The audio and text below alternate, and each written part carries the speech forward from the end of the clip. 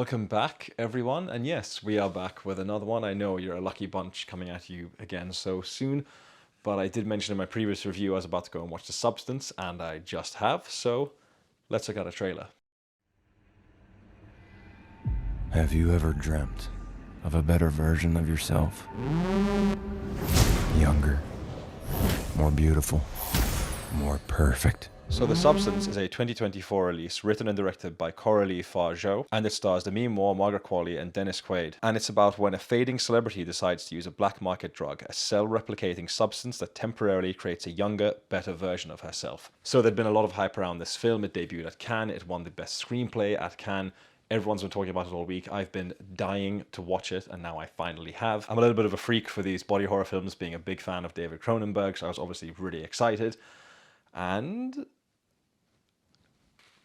I'm going to start on Coralie Fargeat on this. I'd seen her first film in 2017, which was Revenge, which was actually a very, very unique revenge thriller. And there were these elements in that film of using close-ups and sounds to be really unsettling. Things at the time which I thought would perfectly fit into the more body horror genre. And that film, apart from being really unique, was also really well directed and I thought pretty damn good as well. And for this now being the sophomore effort from this director, I am absolutely blown away with this film. It's doing the rounds massively on social media at the moment, especially if you follow more like film related things. I feel like there's memes everywhere all over Twitter and Instagram relating to this film. And the common consensus kind of is this does for women what Cronenberg's The Fly did for men. So let's unpack that for a second. If we look at David Cronenberg's The Fly, that basically took the folly of man in terms of ambition and a want for power, and it puts all of that into the character of Seth Brundle, a scientist who looks to create teleportation when things do go wrong.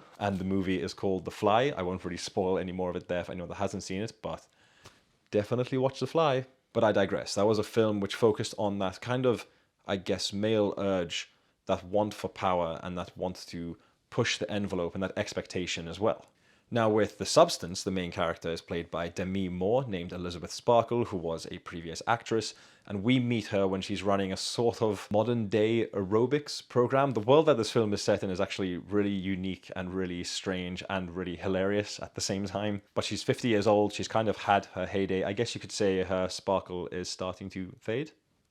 Pun intended. And after an accident, she meets a young doctor who tells her she'd be perfect for some sort of procedure. He leaves a number with her, which she decides to call, and she comes into contact with this black market drug called The Substance, where the way this thing works is it creates a better version of yourself, where it says in the film, you are the Matrix, always remember that you are one.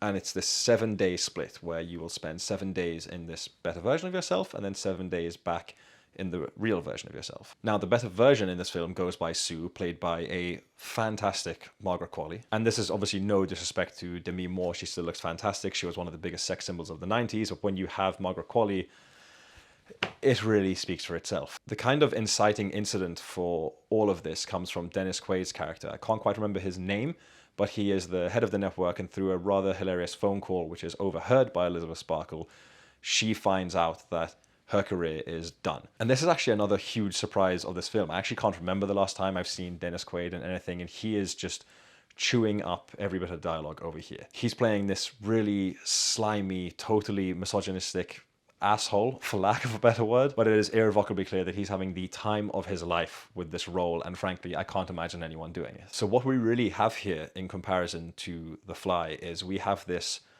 absolutely biting, seething satire of the expectations that society puts on women for their beauty standards, but not only that, also the notion of aging, and that's aging with grace or aging without grace. And there's also quite a big focus on the fading of your own power, something which I guess us regular people don't really have to deal with because the majority of us are not famous celebrities, but it is something we have seen the media cover over a number of years with certain celebrities, and it does seem like a very difficult thing to deal with. How do you go from being the most desirable, most famous person, most revered person in the world to nothing seemingly overnight? And the way that Elizabeth decides to deal with it in this film is by making this better version of herself, which is Sue. And Sue is kind of born from this already grotesque body horror segment, which is fairly early on in the film, where in this 7-day period, she goes back to the network, she gets a new job, she gets a new show, she's suddenly the most desirable thing seemingly on planet Earth. But then when we come back to Elizabeth's body, we see how difficult it is for her to deal with that, where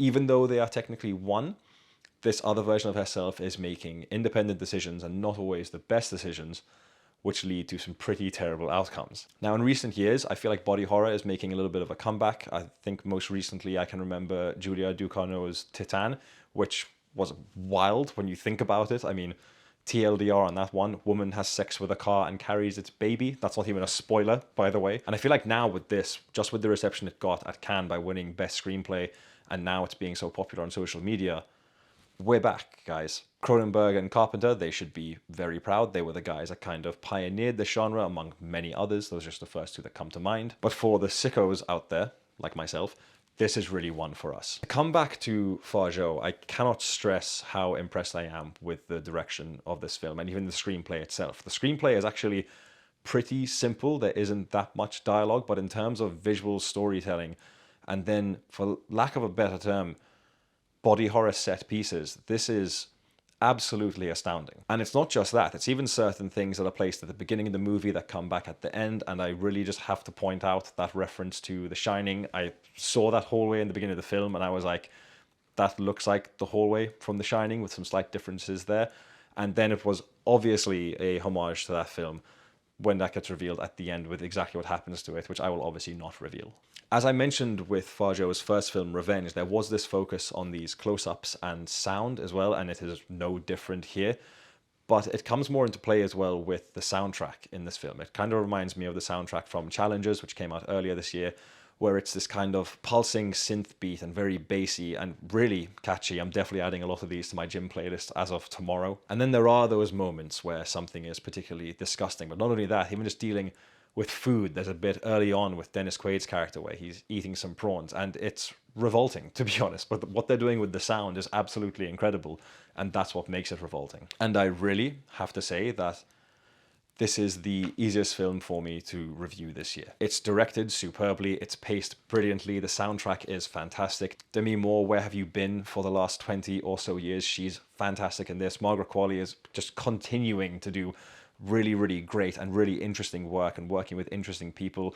I already spoke about Dennis Quaid. Can we please get him more roles like this? It's got scenes which are absolutely disgusting but impressive, and the practical effects are incredible, but then at times I was laughing. And I have to say, this film has probably the best final 20 minutes that I've seen in recent memory. I can't actually name anything which kind of comes close to this. It sounds like hyperbole and I'm jumping on some kind of hype train, but I do love these kinds of films. They are not for everyone, but I was blown away by this film. Longlegs was previously my film of the year. This has overshot it massively. And what I will say with my recommendation is I always try and push people to expand their horizons a little bit with films. If you feel like you really like films, you should try watch different ones, figure out what is for you, and figure out why I guess it should be for you. Now, body horror is a weird one because people can say it goes into the kind of like gore porn and stuff like that, but that's not the point of body horror. And this is really one which I would recommend to any film fan out there. Maybe not to the casual viewer because you'll probably hate this because it does get particularly grotesque and weird at times. But for any film fan worth their weight, this is the must-see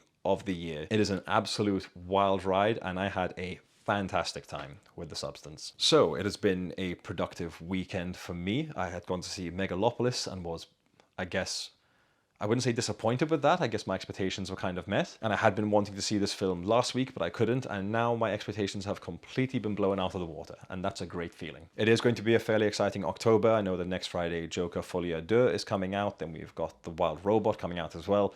There's Heretic. So it's going to be a good month, guys. As usual, please get involved down in the comment section. If you've seen The Substance, tell me if you liked it. Tell me if you didn't like it. If you didn't like it, frankly, you're wrong. Like the video, share it with your friends, subscribe to the channel. You're really doing me a favor with that one. As previously mentioned, not on the Adlib podcast this week, but you can always tune in live on YouTube at 8:30 p.m. in Malta or 7:30 p.m. in the UK.